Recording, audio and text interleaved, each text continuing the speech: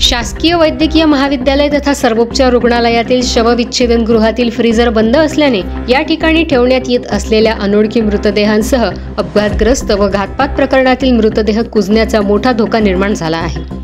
शवविच्छेदन गृहातील फ्रीजरला असलेल्या कनेक्शनमध्ये मोठा तांत्रिक बिघाड असल्याने हा फ्रीजर बंद असून त्यामुळे अनोळखी मृतदेहांची मरणानंतरही अहवाल सुरूच असल्याचे वास्तव आहे।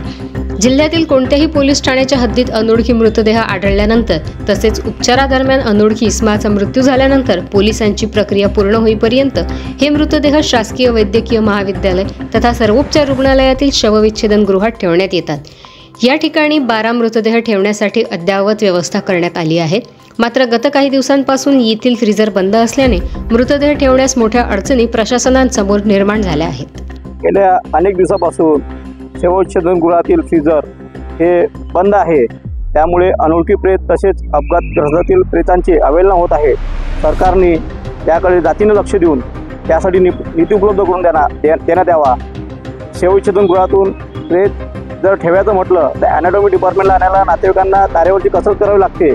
त्यामुळे सरकारने जातीनं लक्ष देऊन फ्रीजरसाठी निधी उपलब्ध करून देण्यात यावा, तात्काळ फ्रीजर सुरू करण्यात यावे ही आमच्यासह नातेवाईकांच्या रुग्णांची मागणी आहे।